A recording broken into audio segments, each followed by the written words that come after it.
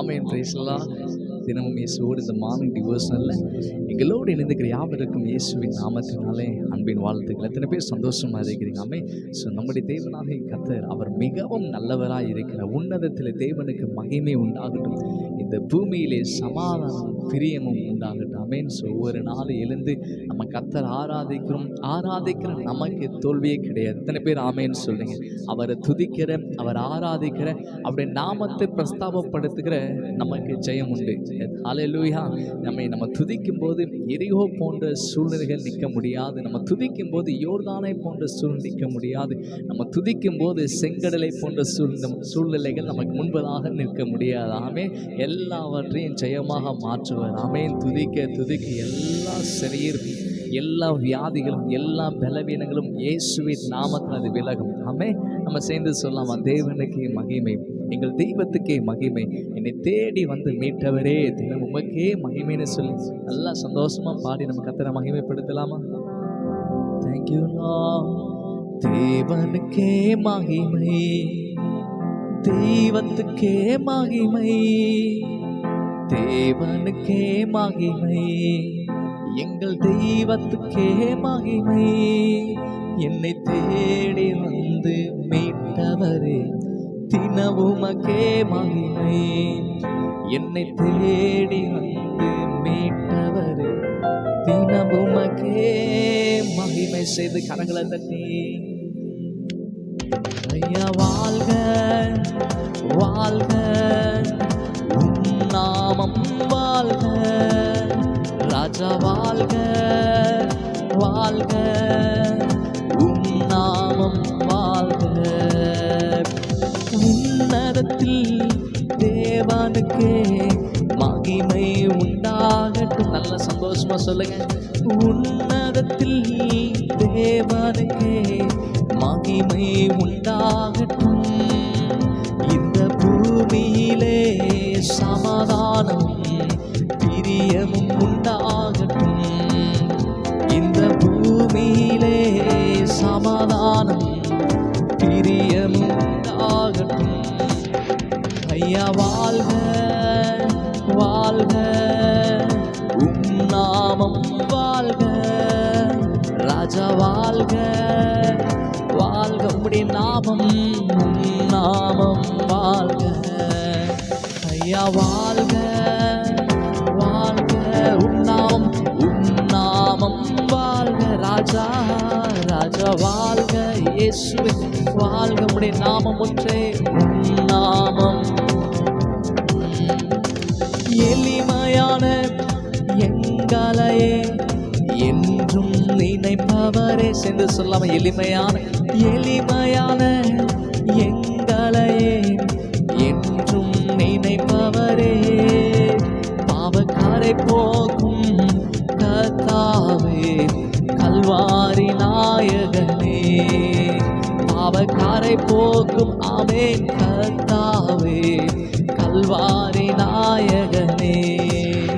ஐயா வாழ்க வாழ்க, இயேசு நாமம் வாழ்க. இயேசுன்னு சொல்லாமா? அவருடைய நாமத்தை சொல்லும் போதே சுகம், இயேசு நாமத்தை சொல்லும் போதே விடுதலையே. ஐயா வாழ்க வாழ்க, உம் நாமம் வாழ்க. குறை நீக்கும் வல்லவர், குறை நீக்கும் வல்லவரே கோடி சோத்திரமே, குறை நீக்கும் வல்லவரே கோடி சோத்திரமே, பாவக்காரை போக்கும் கர்த்தாவே கல்வாரி நாயகனே, பாவக்காரை போக்கும் ஆமென் கர்த்தாவே கல்வாரி நாயகனே. ஐயா வாழ்க வாழ்க, உம் நாமம் வாழ்க, ராஜா வாழ்க, இயேசுவே வாழ்க, உம் நாமம் வாழ்க.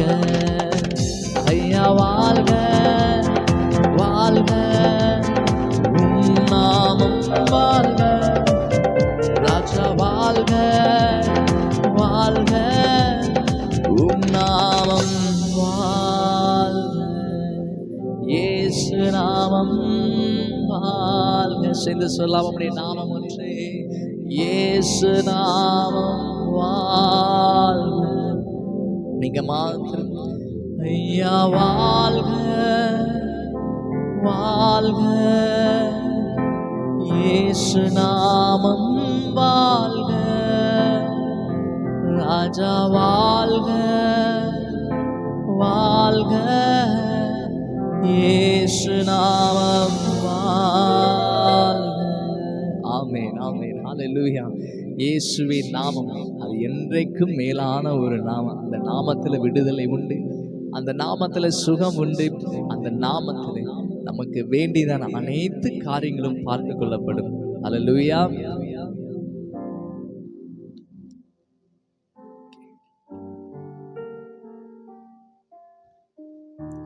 S amen. நல்ல சந்தோஷமாக வர்ஷிப் பண்ணோம்.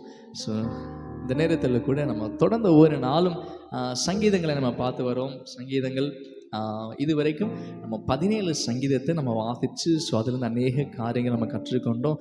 ஸோ இன்றைக்கு நம்ம வாசிக்க வேண்டியதான ஒரு சங்கீத பகுதி எது அப்படின்னு சொல்லி கேட்டிங்கன்னா, இன்றைக்கி நம்ம வாசிக்க வேண்டியது சங்கீதம் 18. ஆமென். ஸோ இந்த சங்கீதத்தில் கரெக்டாக 50 வசனங்கள் உண்டு. ஆமென். ஸோ இந்த சங்கீதத்தில் 50 வசனங்கள் உண்டு. இன்றைக்கி நம்ம இந்த 50 சங்கீதத்தில் நம்ம எப்படி 50 வந்து 2ஆக பிரிச்சுக்கலாமே. ஃபஸ்ட்டு 25 சங்கீதங்களை இன்றைக்கும் நாளைக்கும் 26லேருந்து 50 வரைக்கும் உள்ள சங்கீதங்களை பார்க்கலாம். இந்த சங்கீதத்தை நம்ம 2ஆக ஏன்னா பெரிய சங்கீதமாக இருக்கிறனால நம்ம தொடர்ந்து நம்ம வாசிச்சே இருந்தோன்னா ரொம்ப நேரம் போயிட்டே இருக்கும்.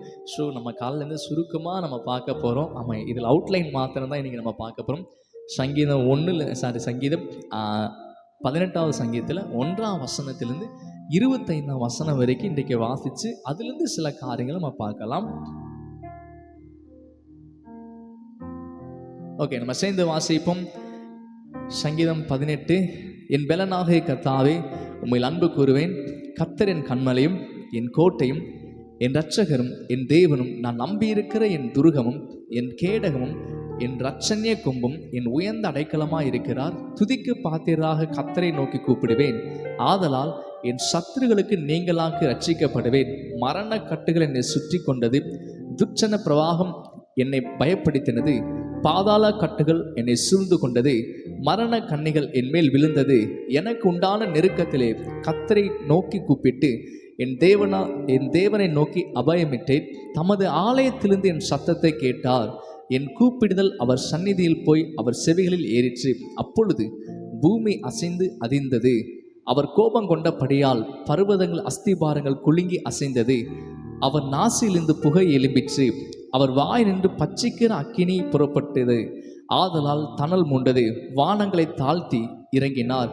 அவர் பாதங்கள் கீழ் காருள் இருந்தது. கேருபீன்கள் மேல் ஏறி வேகமாய் சென்றார். காற்றின் செட்டைகளை கொண்டு பறந்தார். இருளை தமக்கு மறைவிடமாக்கினார்.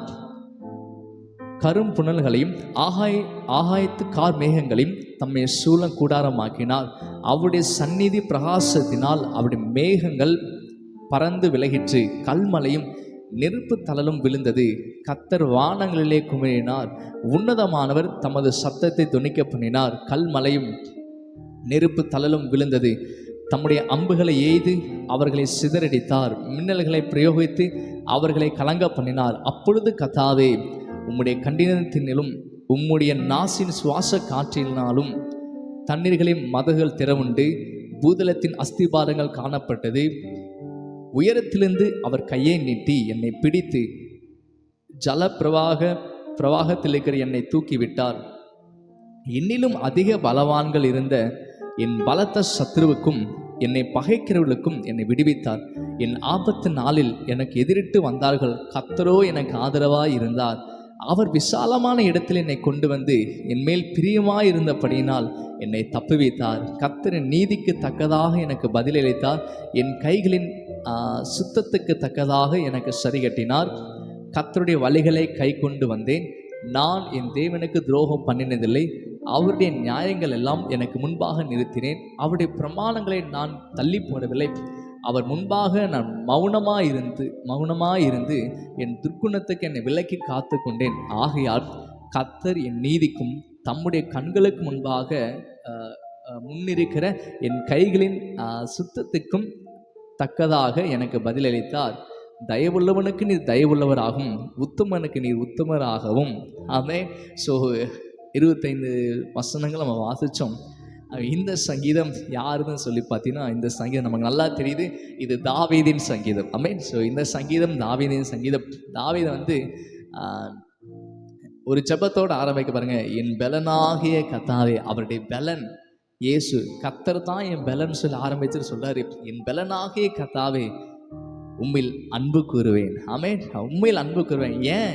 ஏன் தேவன் மீது என் பெலனாக கர்த்தாவேன்னு சொல்லிட்டு உம்மில் மாத்திரம் ஏன் நான் அன்பு கூறுவேன், ஏன் அவரை மாத்திரம் நான் அதிகமாக நேசிப்பேன்னு சொல்லி சொல்கிறாருன்னா, அது கீழே வசனங்களை பார்க்கும்போது நமக்கு நல்லா தெரியுது. கர்த்தர் என் கண்மலையும் என் கேடகமும் என் ரட்சகரும் நான் நம்பி இருக்கிற துருகம், பலத்த துருகமாக இருக்கிறார். ஆமென். துதிக்க பார்த்த கர்த்தர் என்னை எல்லா சத்துருகளுக்கும் நீங்களாக்கி